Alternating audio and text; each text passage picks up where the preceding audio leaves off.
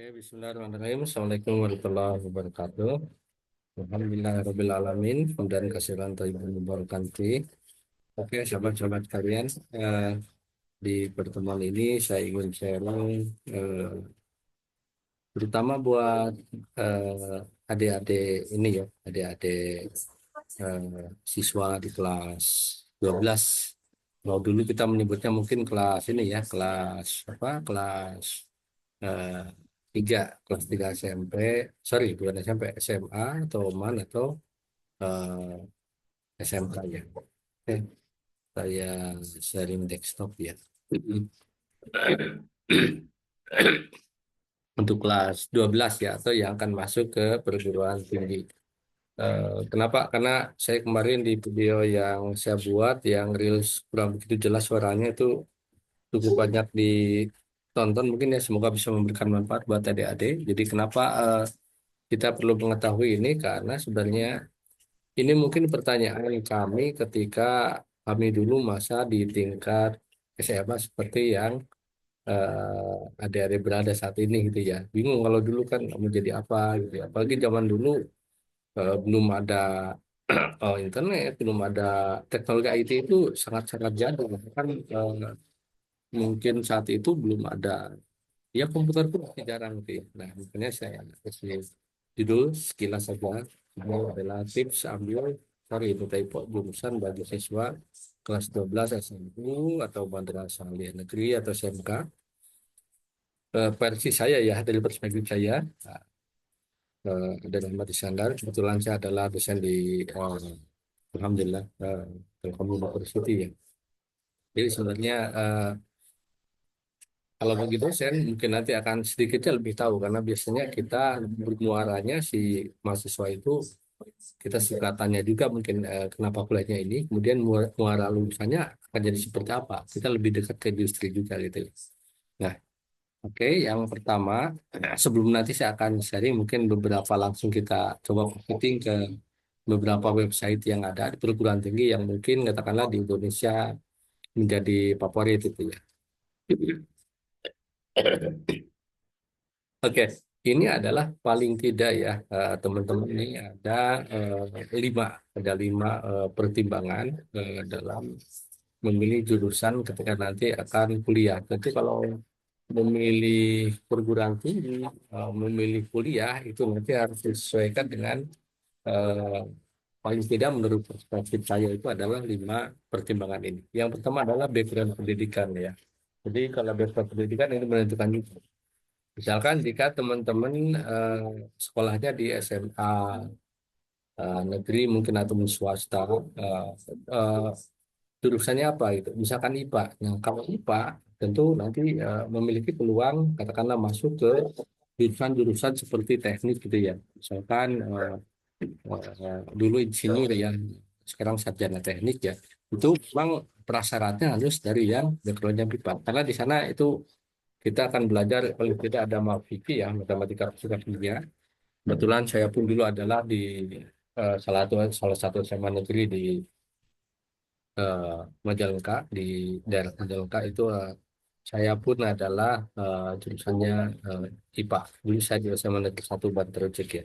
Nah, kemudian jika jurusannya mungkin kalau dulu sih ada IPA, ada IPS, ya sosial misalkan ke apa, mungkin ke ekonomi, ke yang lain gitu ya. Nah, ini kalau misalkan di SMK, nah SMK-nya jurusannya apa? Misalkan jurusannya teknik komputer jaringan. Nah, maka ini cocok mungkin kalau mau masuk ke bidang yang IT juga, kemudian di bidang teknologi informasi mungkin ya.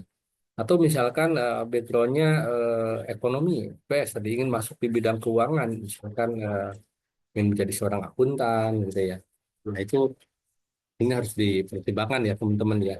Jadi tidak bisa juga kita maksakan ingin masuk di eh, katakanlah kedokteran, tapi kita backgroundnya IPS. Nah, karena dia memerlukan prasyarat yang tadi harus IPA tadi ya.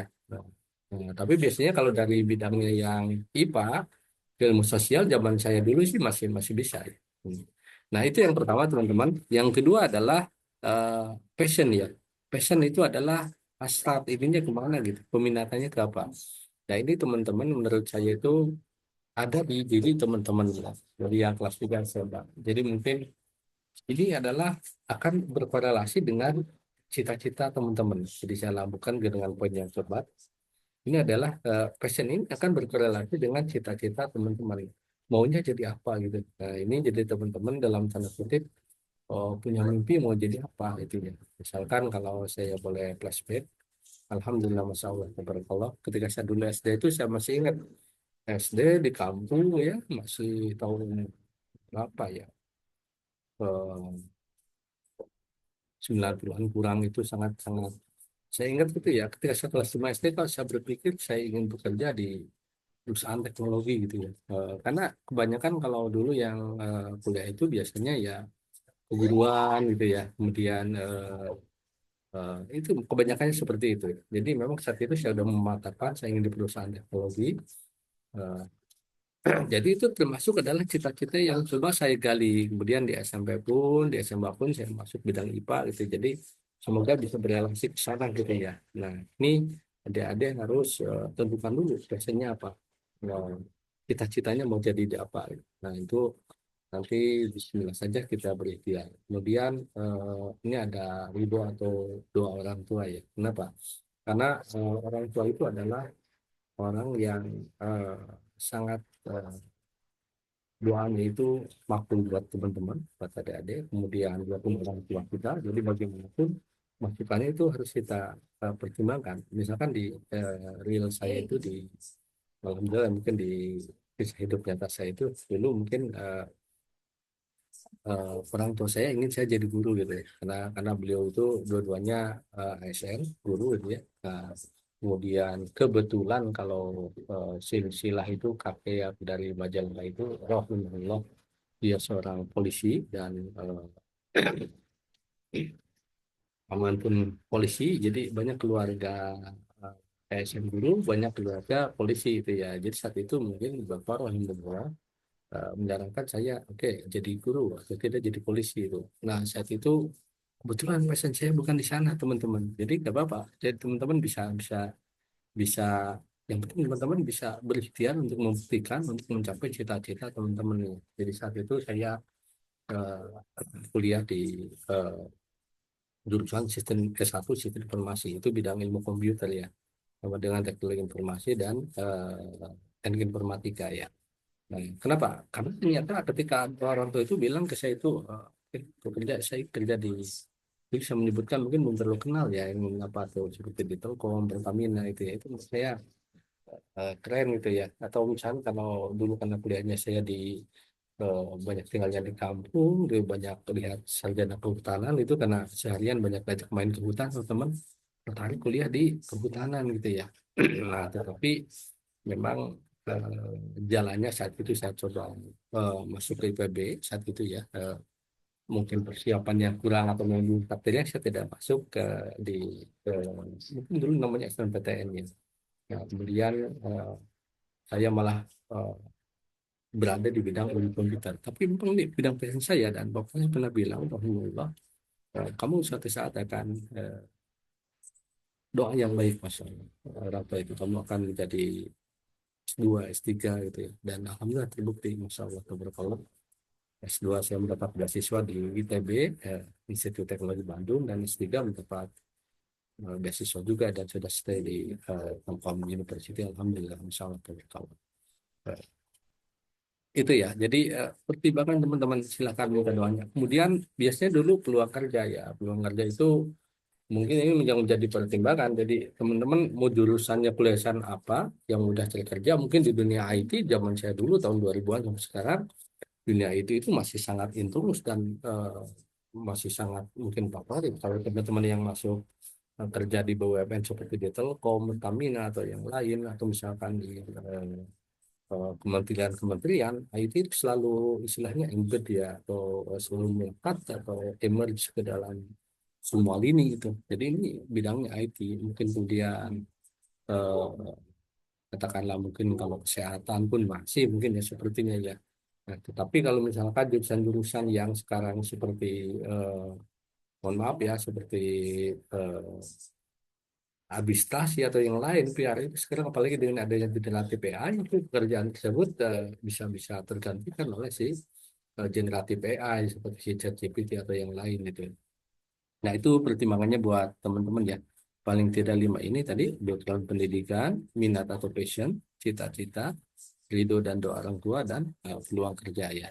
Nah, jalur masuknya gimana sih kalau misalkan kita ingin masuk ke perguruan tinggi ini ada yang namanya SNBP ya, atau Seleksi Nasional eh,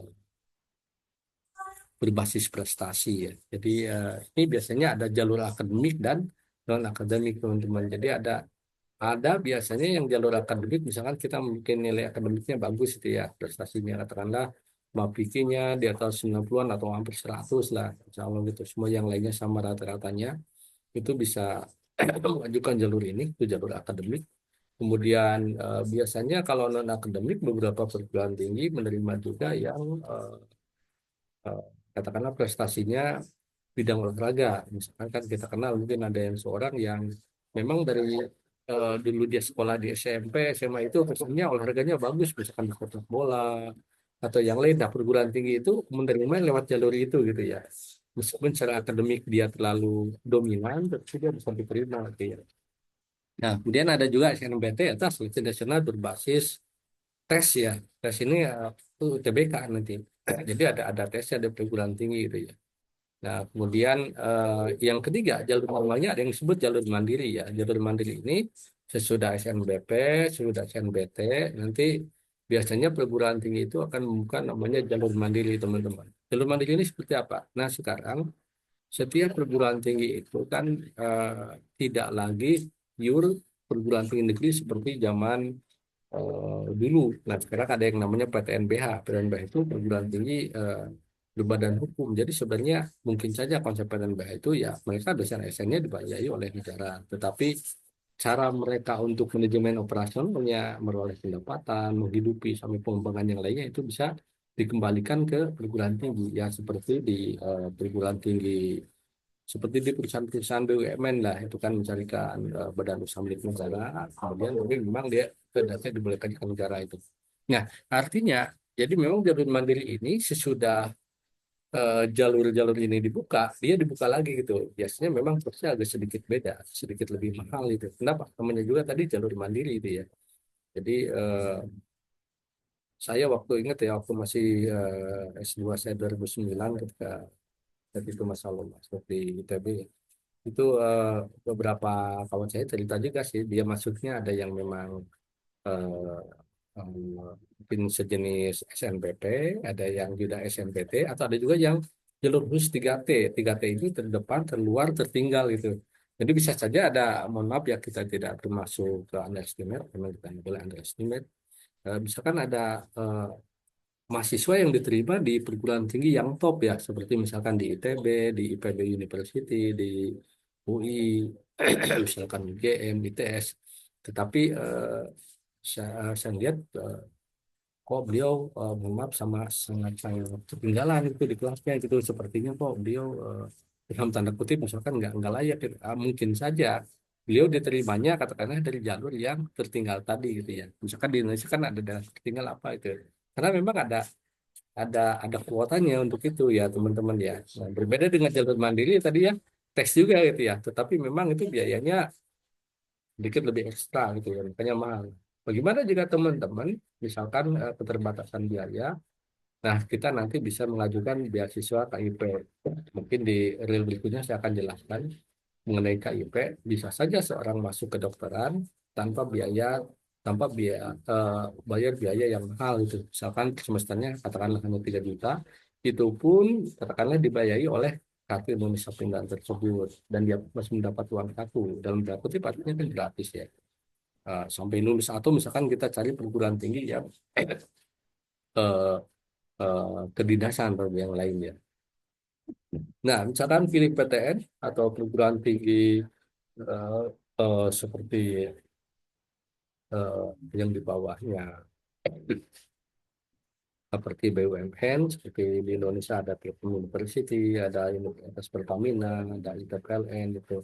Atau misalkan perguruan tinggi swasta, ya sah saja teman-teman kuliah dimanapun gitu ya. Tetapi kalau kuliah di perguruan tinggi swasta mungkin mostly recommended kalau perguruan tinggi tersebut sudah unggul itu akan memiliki kualitas yang bagus. Misalkan kalau Telkom University udah jelas unggul ini. Jadi jajarannya sudah bukan lagi dengan perguruan tinggi seperti UI, ITB, Unpad atau yang lain, tapi memang visinya sudah mengarah ke perankingan yang di level Asia dan internasional itu. Nah itu jadi harus diperhatikan teman-teman kalau misalkan mau PTS pun silakan, tapi eh, kita harus selektif memilih PTS-nya apa gitu. Jangan sampai nanti ada kendala ternyata ya tidak ketika akan masuk katakanlah ke ASN atau di BUMN perguruan tinggi tersebut tidak memenuhi persyaratan itu ya. Ya nanti bisa di ITB, UI, Unpad, ITB, PB University, Telkom University dan yang lain-lainnya. Nah mungkin saya akan sedikit sharingkan di sini mari kita berkunjung ke situsnya biar teman-teman lebih paham itu ya. Nah ini adalah di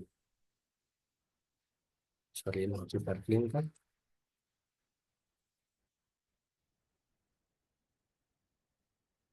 Computer Filmnya. Oke, ini adalah di situ Teknologi Bandung lah. Siapa yang kita tidak kenal dengan ITB mungkin ya. Kalau ITB itu impian biasanya bagi mahasiswa Indonesia itu kalau udah masuk ITB itu udah sangat keren gitu ya. Fakultasnya apapun, jurusannya apapun itu keren-keren semua gitu ya. Kebetulan saya dulu 2009 di STAI ya, kalau Sekolah Teknik Elektro dan Informatika, yang lebih Magister Informatika, alhamdulillah. Eh, jadi saya lihat kalau saya sedikit sharing dulu ya, bagaimana sih si adik-adik kelas ketika kuliah dengan saya gitu, saya melihat iklimnya itu sangat-sangat keren gitu ya. Jadi kalau kita mengerjakan tugas mungkin sampai malam, karena namanya juga kita di pasca ya, eh, eh, ternyata yang pasca itu sudah menikah. Sebenarnya ada juga sih, ada yang masih baru yang fast track. Angkatannya banyak yang fast track ya, dia masih pada muda. Tapi kalau misalnya mereka mengerjakan tugas itu luar biasa sampai ketiduran di sofa sampai malam. Makanya kalau kampus-kampus yang bagus menurut saya itu mereka menjadikan waktu itu yang sangat lama buat si mahasiswa tersebut. Misalkan di kampus kami di PB University itu perpustakaan itu ada suatu ruangan yang di luar perpustakaannya dari jam 8 sampai jam 9 malam. Tetapi ada suatu ruangan disediakan buat para mahasiswa buat meneliti penelitian itu sampai jam 11 malam. Jadi memang kita melihat mahasiswa itu pada luar biasa gitu ya belajarnya itu. Nah ini di ITB ini teman-teman bisa masuk stay. Mungkin ini jurusan yang biasanya sekarang paling banyak favorit ya di IT itu ya di teknik informatika ya. Sebenarnya ada yang teknik pertambangan, ada teknik kelautan, ada eh, bio informatik banyak lah teman-teman silakan bisa diakses ya ini buat memotivasi teman-teman saja kalau mau masuk ke sini gimana ya berarti tadi SNBP-nya nilai raportnya sangat bagus kenapa karena ini persaingannya bukan lagi level orang Jawa Barat bukan ini nasional dan kebanyakan memang yang nilai katakanlah mungkin UTBK-nya yang tertinggi biasanya ada di sini biasanya itu yang saya tahu ya. Nah, kemudian selain di ITB, teman-teman, nah berarti kalau masuk sini biasanya mutlak tadi ya, teman-teman yang dari IPA ya. Karena di sini kan belajar sekali, kalau di S1 itu nanti ada teman-teman mata kuliah TPB ya, yang bersama itu ada matematika fisika kimianya, kemudian nanti pemilihan peminatan ya. Kalau di S2 dan S3 yang saya tahu sih ketika saya tes masuk dulu ya, kita lulus TPA Bapenas, misalkan berapa yang disyaratkan, misalkan 475 atau 500 kemudian ya PT ITB-nya berapa gitu atau TOEFL internasionalnya berapa gitu saya bisa. Nah, kemudian kalau S3 ditambah dengan sudah mendapat calon promotor ya. Nah, selain ITB, nah saya akan sounding ke Telkom University ya teman-teman. Ini adalah uh, perguruan tinggi swasta terbaik di Indonesia ya. Kenapa mungkin kok namanya Telkom di perguruan tinggi ke swasta masuk? Nah, sebenarnya mungkin kalau perguruan tingginya di negeri kan bisa, tetapi ini kan menjadi katakanlah anak perusahaannya dari Telkom Indonesia di bawahnya PT Telkom. Jadi kalau dulu itu ada Telkom University di Bandung, itu masih ada Telkom ada Jakarta, Surabaya. Nah sekarang semuanya sudah bersatu dalam TUNC, Telkom University National Campus ya. Jadi Telkom University yang kampus utamanya ada di Bandung, kemudian ada juga Telkom University eh, Jakarta, kampus Jakarta, Telkom University Surabaya, Telkom University Purwokerto. Ini eh, akreditasinya sudah unggul, jadi sudah sangat baik sekali ya teman-teman. Kemudian US World University rankingnya juga bagus, jadi dan di sini ada prodi dari S1, S2 sampai S3. Oke, jadi silakan nanti teman-teman mau pilih kemana. Kemudian yang ketiga, kita lihat misalkan IPB University. Ini kalau IPB University dulu, IPB itu kan kalau kita kenal teman-teman, mungkin hanya ada kuliahnya kehutanan, pertanian itu. Nah, itu sekarang sudah berbeda teman-teman. Kebanyakan IPB University, jadi memang dia penambahan beberapa fakultas yang bidang teknologi sekarang udah sangat cukup masif ya.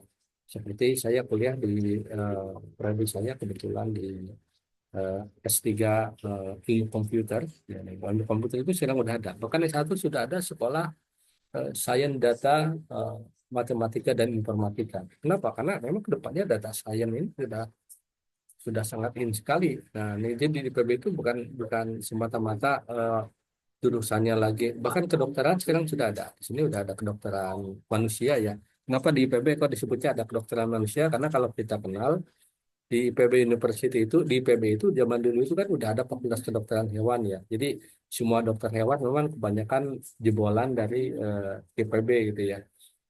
Kemudian peringkat nasional pun bagus, internasional pun bagus gitu ya. Jadi sekarang ada tahun kemarin dibuka 2023 akhir kalau nggak salah atau 2024 awal itu sudah ada fakultas kedokteran eh, maksudnya untuk sarjana kedokteran manusia bukan hanya kedokteran hewan.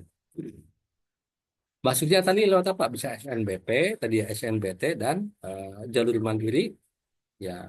Kemudian jalur eh, tadi yang 3T juga itu biasanya selalu ada ya di perguruan tinggi negeri ataupun mungkin di perguruan tinggi BUMN seperti di Telkom University, Universitas Pertamina biasanya di beasiswa seperti BUMN mungkin mensyaratkan dari ketiga itu ya.